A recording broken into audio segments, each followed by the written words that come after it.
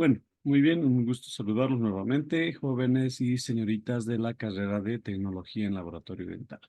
En esta ocasión vamos a ver el tema número 4 acerca de la anatomía aplicada de tejido muscular. Sí, la anterior vez finalizábamos con esta imagen y estábamos especificando o habíamos hablado todo lo que sería el tejido óseo. En esta ocasión vamos a hablar acerca de lo que sería el tejido muscular y tenemos que entender que este tejido muscular prácticamente también va a ser parte de todo este sistema, ¿no? Con lo que sería la parte ósea, las piezas dentarias y bueno, también tenemos que reconocer que estos componentes se van a generar ya desde la etapa embrionaria y tenemos que indicar que en la etapa embrionaria también se conforman a partir de lo que son los arcos faríngeos, ¿no? O arcos braquiales.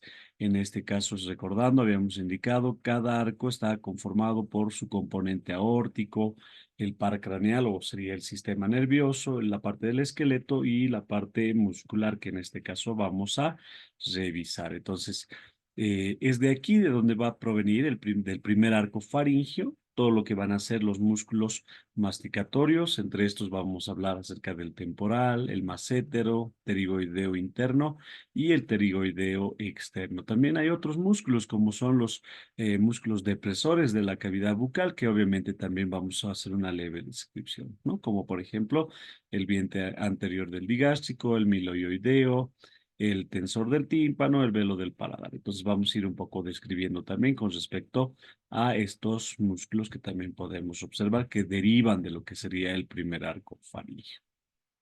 ¿Sí? Tenemos que indicar como bien va a ser su origen en sí en el primer arco faríngeo, también van a estar inervados por lo que va a ser el sistema nervioso, en este caso el par craneal número 5 que sería el trigémino, y sus ramas, obviamente, que genera este nervio eh, que va a ser en todo caso la rama mandibular, ¿no? Y de la misma forma irrigados por lo que sería la arteria maxilar interna. Entonces, ese sería el componente nervioso y también el componente vascular de la parte muscular. Este sistema neuromuscular, porque nosotros tenemos que hablar acerca de dos componentes, ¿no? En sí, que van a estar presentes, uno que va a ser la parte muscular y el otro la parte de todo el sistema nervioso, ¿no? Entonces, al hablar acerca de este sistema neuromuscular, nosotros tenemos que ver que son diferentes movimientos que se van a generar y que obviamente tienen que estar debidamente relacionados, tienen que tener una armonía para poder cumplir esta función, ya sea de apertura, de cierre, de masticación. Entonces es una sinergia que se da en un momento con diferentes contracciones musculares y demás que vamos a ir describiendo, ¿sí? Entonces, el sistema neuromuscular estaría compuesto por un componente muscular y un componente nervioso. El componente muscular, nosotros vamos a hablar acerca de músculos elevadores que los relacionamos en sí a los músculos de la masticación y músculos depresores que también tenemos la necesidad en un momento que participen, ya sea, ya habíamos indicado que participen de una forma coordinada para que en el momento de que estamos haciendo el cierre, unos hagan contracción y los otros se liberen o se relajen y pueda producirse ese movimiento de cierre o en todo caso tal vez de apertura, ¿no? Entonces tiene que haber una coordinación para que se pueda generar este tipo de movimientos. Y muchas veces no solamente participa uno, ¿no? Sino ahí vamos a ver la parte de la sinergia entre músculos, como incluso uno le puede apoyar o le puede incluso ayudar al otro. Entonces, vamos a ir describiendo esto. Estos músculos masticadores participan en el proceso de la masticación, en el proceso en el momento de ingerir los alimentos, que prácticamente tenga que generar presión a lo que va a ser el bolo alimenticio, pero también en el momento de que una persona no estaría tal vez consumiendo ningún alimento, entonces no va a haber ningún tipo de interferencia. Ahí actúan de diferente forma, ¿no? Actúan otros componentes musculares. Entonces, determinan también los movimientos de la mandíbula durante lo que va a ser la masticación y también van a ser los más fuertes que participarían en este segmento a nivel corporal hablando, ¿no? Los que serían los músculos masticatorios. De acuerdo a la función que realizan, lo que podemos nosotros ver, vamos a hablar algunos que tienen movimientos elevadores, que es lo que vamos a describir con respecto a los músculos masticatorios. Pero también hay algunos que van a producir los movimientos depresores, movimientos protrusivos o propulsivos, al contrario serían los movimientos retrusivos o de retrusión y también algunos movimientos que se van a generar de lateralidad, ¿ya? ¿No? Por el hecho de una contracción unilateral. Estos músculos masticatorios que habíamos indicado, el temporal, el masséter, el pterigoideo interno y el pterigoideo externo, son músculos pares que vamos a encontrarlo en la derecha y en la izquierda. Entonces, la contracción que se va a generar simultáneamente nos va a dar un tipo de movimiento, pero hay momentos en el que solamente se va a generar de forma unilateral, entonces nos va a provocar movimientos de lateralidad o diducción o de rotación que también podemos indicar. También podemos clasificarlo a los músculos por las acciones que van a generar, ¿no? Motrices, que es lo que su principal función, el hecho de movimientos mandibulares que vamos a nosotros describir y que también están altamente especializadas y que obviamente estas también las podemos clasificar como habíamos indicado, ¿no? Que sea motriz capaz de realizar un movimiento, que sean antagonistas, que uno haga contracción y el otro produzca relajación para permitir el movimiento en todo caso, que pueda ser una sincronía en todo caso y que permitan hacer este tipo de movimientos. Y también podemos ver o clasificarlos de acuerdo a las sinergias que se van a ir a producir, ¿no? En el cual no solamente, como les decía en un momento, se contraiga un solo músculo, sino ahí participen dos o tres para producir ya sea un movimiento de apertura y también protrusiva. Entonces ahí ya va a haber diferentes movimientos que se puedan generar, obviamente por la acción o por la contracción de diferentes músculos, ¿verdad? Entonces, podemos clasificarlo también de esta forma, ¿sí? Nosotros vamos a hablar ahora acerca del grupo de músculos que se encuentran en todo caso de un grupo muscular en la parte superior que va a unir tanto lo que va a hacer en este caso para poder hacer movimiento de masticación que unan lo que va a ser la parte del cráneo y lo que sería el cuerpo mandibular o el hueso mandibular, ¿verdad? Pero también existe otro tipo de músculos que están por debajo, podríamos indicar, de la línea de la mandíbula, en el cual nosotros vamos a ver que hagan, que sean, que produzcan, ¿no? Como les decía, relajación en cierto momento para que pueda ya sea abrir o cerrar. Entonces, hay un grupo de músculos que sería o se denominarían que en sí estarían uniendo el hueso ioides y la parte mandibular, ¿no? Entonces, un grupo inferior o iomandibular. Por debajo también de esto, nosotros vamos a ir encontrando otro grupo de músculos por debajo del hueso ioides, pero que también ya participan o pertenecen en todo a la parte del cuello, que de alguna forma sí participan en ciertos movimientos o procesos durante la masticación, pero precisamente los músculos masticatorios estarían agrupados en la parte cráneo mandibular. Muy bien. Vamos a ingresar a hacer una descripción en esta instancia del músculo temporal, ¿sí? Uno de los músculos que ya habíamos indicado que es par, que estaría ubicado a nivel de lo que va a ser la fosa temporal.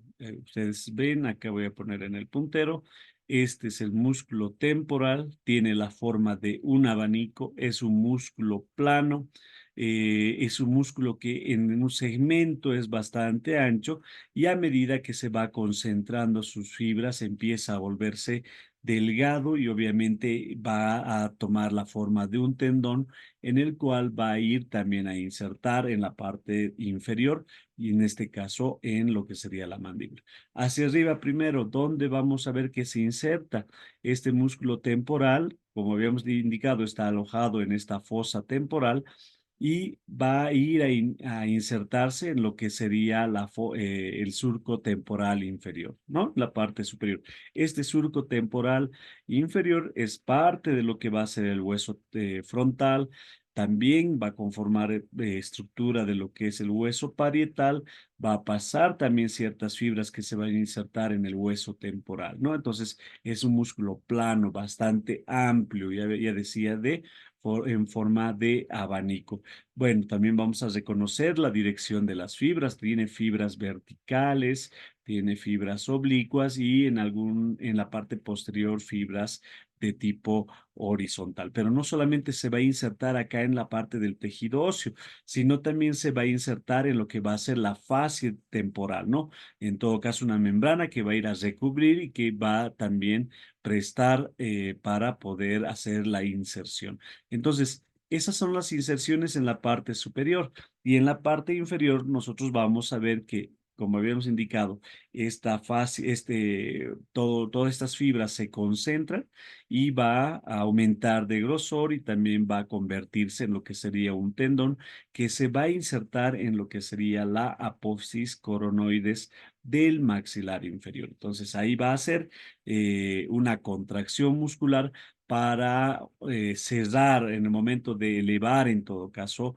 o cierre de lo que sería el movimiento de la mandibular, ¿no?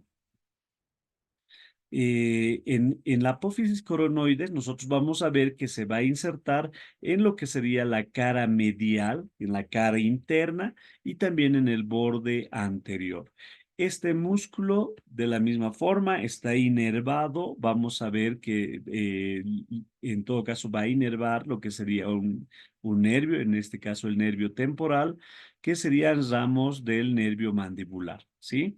Y también va a haber una arteria que va a irrigar. Entonces, aquí vamos a nosotros ver que estaría irrigando la arteria temporal profunda, que sería una rama de la arteria maxilar. Y también algunas ramas, en todo caso, de la arteria temporal superficial. ¿Sí? Entonces, este músculo temporal vamos a ver que va a llegar a producir diferentes movimientos, ¿no? De acuerdo a la dirección de las fibras. Habíamos indicado en la parte anterior tiene una dirección de fibras verticales en el cual el movimiento que va a generar es de ascenso o de cierre, ¿no? Al hacer la contracción muscular.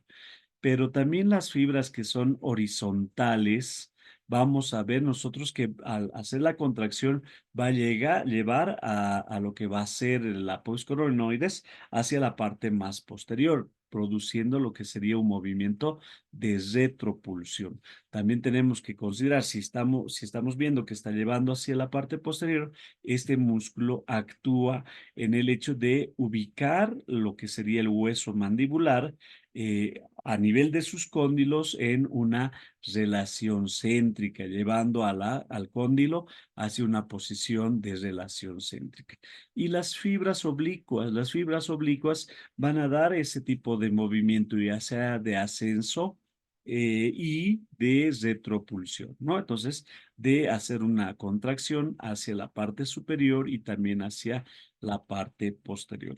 Acá vamos tal vez a diferenciar algo. En lo que es el hueso mandibular, todas las fibras, los músculos que van a ir a insertarse en lo que va a ser parte de la rama, lo que vemos acá en color plomo, van a participar en todo lo que serían los movimientos de elevación, ¿no? Todos esos músculos que se insertan en rama participan en el movimiento de elevación. Pero los músculos que se insertan en el cuerpo, como ustedes ven, de en color verde, generalmente que van a provenir de la parte inferior o de lo que sería el otro extremo, que es el hueso hioides, van a generar el descenso, ¿no? Como por ejemplo también ahí podemos ver uno de los músculos que también va a ir actuando, va a hacer este tipo de movimiento, que sería parte de descenso en el cuerpo mandibular, ¿sí? Entonces, eso tenemos que diferenciar. Ahora, ¿dónde está insertado el hueso, el músculo temporal? Acá vemos lo que es la apófisis coronoides, habíamos indicado en la cara interna y también en el borde anterior de esta apófisis. Entonces, ese tendón que finaliza del músculo temporal va a ir a insertarse en esta disposición, ¿sí? Entonces, eso sería con respecto a tal vez reconociendo dónde llega a insertarse lo que es el músculo temporal. Y en los movimientos que genera, ya habíamos indicado, el movimiento fundamental que va a generar este músculo temporal es de elevador. Es un músculo que va a generar en su contracción y va a hacer que se eleve, que haga cierre mandibular, ¿no? Ahí las fibras posteriores, las fibras oblicuas van a dar también un leve movimiento de retropulsión, pero va a ser leve. Sin embargo, el movimiento fundamental es que va a ser un músculo elevador, ¿no? Vayamos a ver otro músculo. Hablemos del músculo massétero. Es igual, otro músculo par. Lo podemos ver acá en color verde. Es un músculo que está en la parte más externa lateral de la parte facial. También en ciertas características nosotros podemos ver, de acuerdo a la atrofia muscular que pueda generar este músculo, el cambio de volumen que también generaría en la parte facial, ¿no? Entonces, es un músculo bastante grueso, tiene una forma cuadrilátera y en este caso nosotros vamos a reconocer que este músculo tiene dos haces de fibras, ¿no? Tiene dos haces en el cual podemos diferenciar también el tipo de inserción y el tipo de movimiento que le va a inferir esa disposición. Este músculo está inervado por el nervio massétero, ¿no? Que es ramo también parte del nervio mandibular, está irrigado por lo que va a ser la arteria masseterina, que sería también una rama del nervio, de la arteria maxilar. Bueno, este músculo que ya habíamos indicado que es corto, que es grueso, que está adosado a la parte lateral de la rama, vamos a ver que tiene dos fascículos, ¿no? Un fascículo superficial y un fascículo profundo. El fascículo superficial es la parte más externa y se encuentra en la parte anterior. Y el fascículo profundo está con una disposición de la parte posterior hacia la parte interna, ¿no? El fascículo superficial tiene fibras, nos dice, con dirección oblicua. Vamos a ver en esta imagen. Cuando nosotros hablamos acerca de la inserción de este músculo que es el massétero, habíamos indicado, tiene dos tipos de fascículos. Uno que va a ser superficial, que nos dice que es oblicuo. ¿Por qué oblicuo? Porque este se va a ir a insertar en la parte inferior de lo que va a ser el arco cigomático y también en lo que va a ser el hueso malar, como ven acá. Y desde aquí va a recorrer las fibras en sentido oblicuo, ¿no? Como vemos en esta disposición, yendo a llegar a insertarse en el segmento de la cara lateral, en todo caso, de la parte de la rama, o también el segmento inferior, como vemos en esta imagen, ¿no? Entonces, esas son las fibras de característica oblicua. Pero también el sector, bueno, el fascículo profundo o con disposición postero-interna tiene una disposición que nos dice mucho más vertical. Entonces, estas fibras se van a insertar también parte de lo que va a ser el arco cigomático y van a descender en dirección, ahí por eso se denominan fibras verticales, porque van a descender hacia lo que va a ser la parte angular, ¿no? De lo que es la parte de la rama y también en lo que sería el borde parotidio que va a insertarse en todo este segmento. Entonces, esa sería la disposición del fascículo superficial y el fascículo profundo. Entonces, nosotros vemos, y habíamos indicado, en la parte superior, el borde inferior del arco cigomático y en la parte inferior, en la cara externa de lo que sería la rama. Fascículo superficial. Fascículo profundo, borde inferior del arco, también llega a insertarse en la cara interna de lo que va a ser el arco cigomático. Y desde ahí transcurre o se dirige, en todo caso, hacia lo que va a ser el ángulo, ¿no? El ángulo o el borde inferior también de lo que va a ser la rama y el borde posterior, que estaríamos hablando del borde parotidio. Entonces, esa es la disposición de estos dos fascículos en el músculo massétero. Acá en esta otra imagen también podemos ver, miren cómo las fibras serían las fibras oblicuas, ¿no? De dirección oblicua, o en todo caso denominado fascículo superficial antero externo, de adelante y que está en la parte más externa. Y los fascículos o el fascículo profundo, que estaría un poco más por dentro y que son de disposición vertical, que estaríamos viendo acá las fibras, ¿no? Que obviamente también en el arco cigomático, pero en el sector más posterior hacia lo que va a ser el ángulo mandibular. Entonces, esa es la disposición. Al ser un músculo que tiene bastante potencia, nosotros vamos a decir que es un músculo que hace bastante presión, pero más que todo este músculo entra en acción cuando al momento de que nosotros cerramos y encuentran los dientes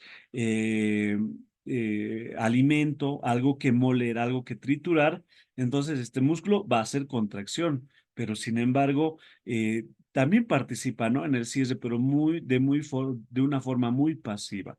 Sí, cuando necesita hacer presión, obviamente le va a conferir esa fuerza muscular a nivel de lo que va a ser los molares, bueno, dándole esa característica de la masticación, que haga presión, pero en presencia de los alimentos que nosotros podamos ver, ¿sí? Entonces, también obviamente va a generar parte de lo que es, obviamente, el movimiento, la presión que también se generaría a nivel de lo que sería la articulación temporomandibular. Entonces, esas son la disposición de estos dos fascículos que nos muestra el músculo massétero, perdón, ¿sí? Vamos a ver acá también. Este músculo, al tener disposición de dos tipos de fascículos, también va a llevar a generar una diferente disposición en el movimiento que van a generar, ¿no? Sus músculos, estos fascículos, al producir lo que sería la contracción.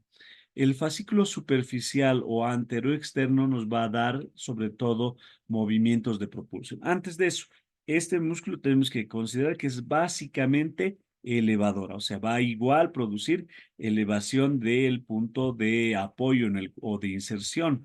Entonces, en el momento de cierre, es un músculo básicamente elevador, pero la disposición de las fibras le da esa propiedad también de un ligero movimiento. En este caso nos dice movimientos propulsivos y sobre todo de ascenso. Entonces, va a generar un movimiento de propulsión. Habíamos indicado, este fascículo superficial estaba dispuesto de forma oblicua, ¿no? Entonces, miren, si hace contracción, lo que va a ocasionar es que este segmento propulse. Por eso es que nos dice que estaría produciendo propulsión.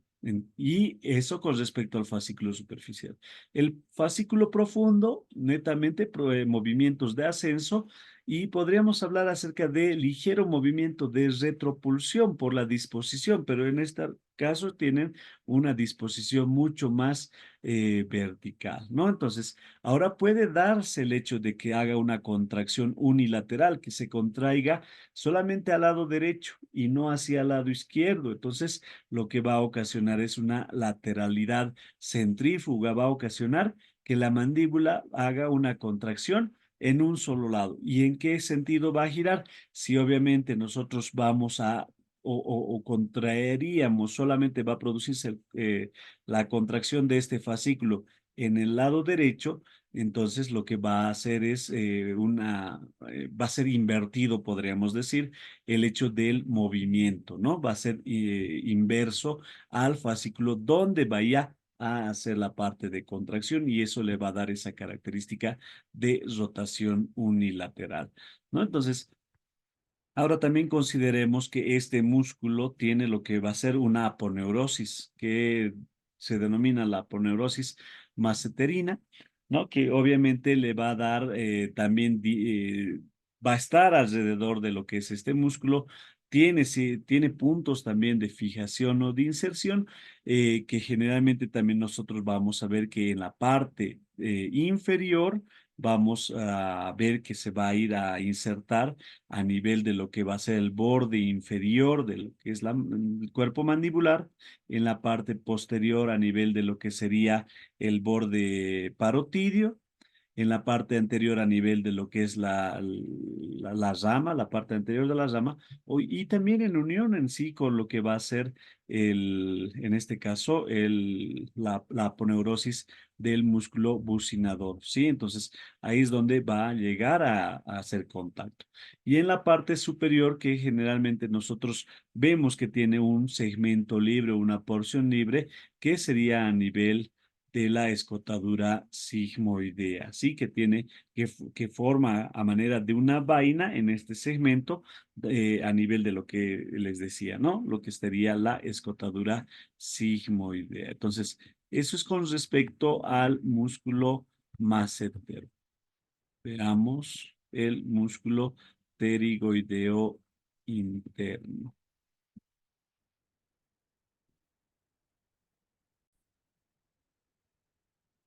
Bueno, este músculo pterigoideo interno o pterigoideo medio, también vamos a ver que en la parte superior va a estar en lo que sería la fosa pterigomaxilar y por la parte inferior va a ir a unirse a lo que sería la cara interna de la rama mandibular, ¿no? Algunos textos también lo describen como el maseterino interno. Bueno, su nombre es bueno, va con este nombre, ¿no? El pterigoideo interno o pterigoideo medial. Entonces, tiene una disposición que va a ir hacia abajo y hacia atrás. Desde la parte superior va a ir hacia abajo y hacia la parte posterior. El pterigoideo medio o pterigoideo interno, en la parte superior que indicábamos, va a estar a nivel de lo que es la fosa pterigomaxilar y con la disposición que describía, ¿no? Que va hacia abajo y hacia la parte posterior, vamos a ver que nosotros, este músculo también es un músculo con movimientos básicamente elevadores, ¿sí? Tiene la misma acción, tiene una acción muy similar a lo del macetero, aunque de una fuerza bastante menor, ¿no? Tenemos que también que indicar con la contracción que lleva hacia la parte de adelante y hacia arriba, que estaría uno de los puntos de fijación, lo que va a dar es va a producir un movimiento de propulsión, pero también puede producirse un movimiento de contracción unilateral. Lo que va a ocasionar es que también pueda producir con un movimiento de lateralidad, ¿no? Que pueda participar en los movimientos de lateralidad. Es un músculo bastante activo en lo que ya les decía, la parte de propulsión. Por la disposición que tiene desde la parte superior hacia abajo y hacia atrás, entonces al contraerse, lo que va a ocasionar es propulsión mandibular, ¿no? Entonces consideramos también ese punto. En contacto con, obviamente, si es unilateral, lo que va a ocasionar es una protrusión mandibular o una rotación en todo caso, pero también se va a generar es un músculo que también participa en sinergia, que habíamos indicado, ¿no? Que participaría con otro, que en este caso también va a ir a participar con lo que serían los músculos masséteros, ¿sí? Entonces, este músculo pterigoideo lateral, perdón, medio interno, va a darnos esas características de movimiento. Ya les había dicho, de igual forma que sería par, vamos a encontrar a la derecha y a la izquierda. Vamos a ver otro músculo que sería el pterigoideo lateral o externo. Este músculo pterigoideo lateral externo tiene como característica que es en forma de cono y su base generalmente está unida a lo que va a ser la parte craneal y el vértice hacia lo que sería el cóndilo. pero vamos a ver que tiene dos fascículos. Entonces, no solamente va a ir dirigido al cóndilo, sino también va a ir dirigido hacia lo que sería el menisco articular.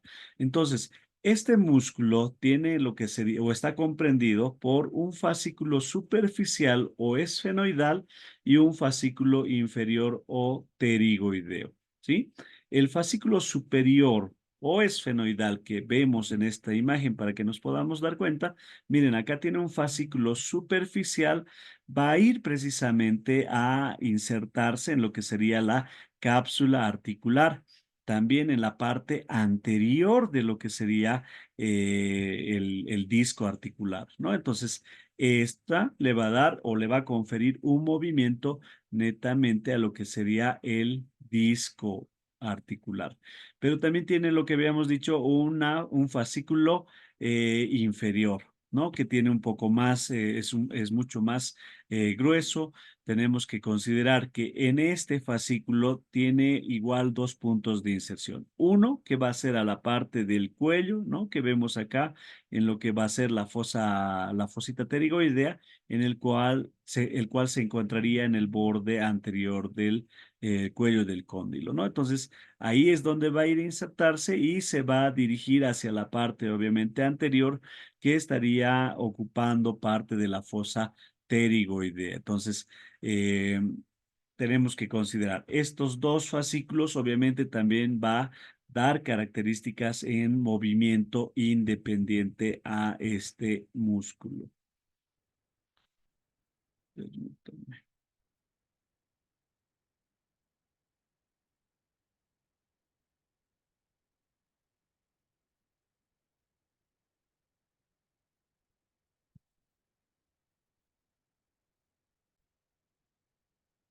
Bueno, indicábamos cuando ambos músculos pterigoideos externos se contraen simultáneamente, lo que va a ocasionar es que la mandíbula vaya a descender, baje por lo que va a ser la eminencia articular que vemos acá, ¿no? Al hacer la contracción de este músculo que es el pterigoideo lateral, lo que va a ocasionar es que la mandíbula, al estar fijado a nivel del cóndilo, va a hacer que descienda, baje por la eminencia articular y obviamente el otro movimiento va a ser de protrusión de la mandíbula, ¿no? Entonces, este músculo también puede contraerse unilateralmente, ¿no? No solamente, no simultáneamente, sino unilateral. Entonces, lo que va a ocasionar es que la mandíbula rote en dirección opuesta. Si se contrae el del lado izquierdo, lo que va a ocasionar es que haga la contracción y la mandíbula gire en el sentido opuesto, ¿no?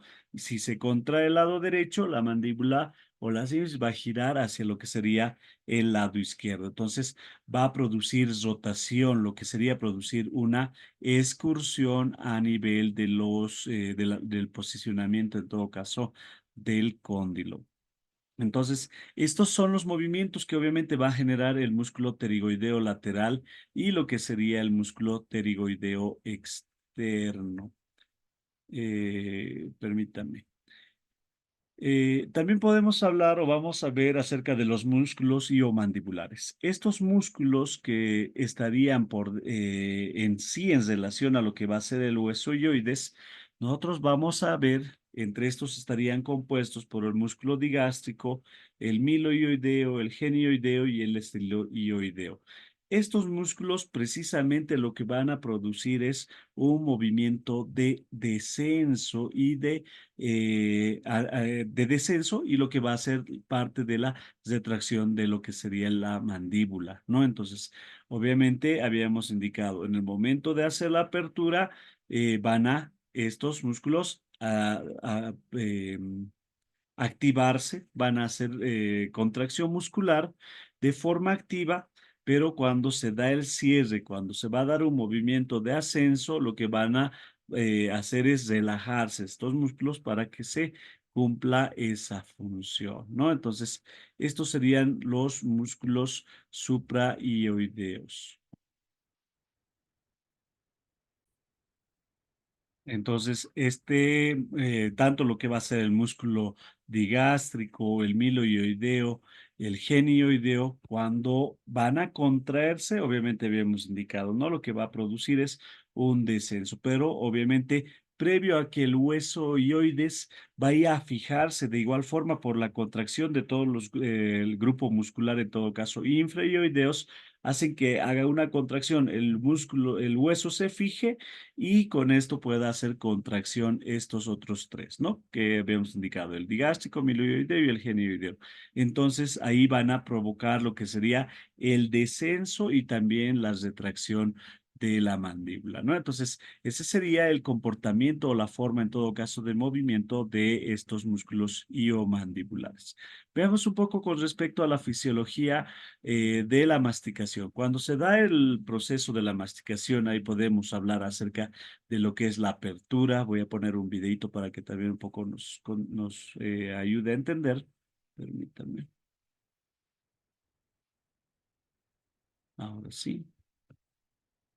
Cuando nosotros vemos el hecho del movimiento de apertura máxima, apertura combinada, cuando vemos que hay movimientos de lateralidad, el cierre en un estado de masticación, movimientos de lateralidad. Entonces, todos estos detalles que nosotros podemos ir viendo tenemos que considerar que actúan, ya habíamos dicho, sinérgicamente diferentes componentes musculares, ¿no? Por ejemplo, en el hecho de la apertura, lo donde va a actuar precisamente va a ser el as inferior del pterigoide externo y también parte de lo que sería la porción anterior del digástrico, ayudando de esa forma que obviamente vaya a generarse ese movimiento de apertura.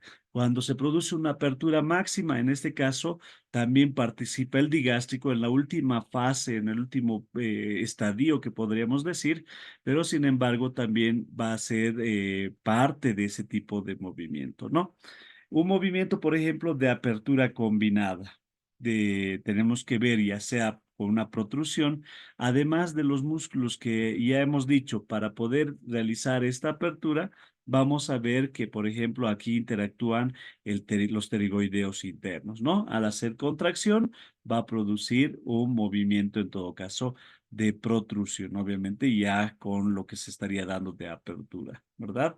Ahora, cuando, por ejemplo, nosotros hablamos acerca del cierre, cuando se produce ya con una carga masticatoria, ahí habíamos indicado quien va a actuar precisamente sería el músculo massétero, pero no así cuando no hay una carga que haga contacto a nivel de los molares que necesite hacer presión, tranquilamente ahí va a actuar lo que sería el músculo temporal, pero sin embargo ahí también hay artículos que describen que el músculo massétero no participa de forma activa, ¿no? En los movimientos ya sea de lateralidad, nosotros vamos a ver que se producen en base a contracciones que sean unilaterales del temporal medio, también de la parte posterior de las fibras del temporal y también va a ir a participar el músculo pterigoideo interno. Entonces, tanto el pterigoideo interno y externo, pero sin embargo acá vemos la sinergia que obviamente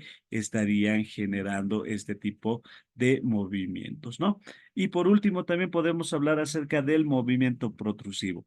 Este generalmente está, al momento de hablar de una protrusión, básicamente va a ser por la actividad del pterigoideo externo e interno y con una relajación simultánea también de las fibras horizontales del temporal que habíamos indicado que ligeramente hacen retrusión. Entonces, si estábamos hablando de un movimiento contrario, entonces este músculo va a relajar. Por eso indicábamos que si algunos músculos participan de forma activa, otros van a ir a tener que relajar para producir ese tipo de movimiento. Muy bien, entonces hasta acá vamos a hablar acerca de los diferentes componentes musculares de la masticación.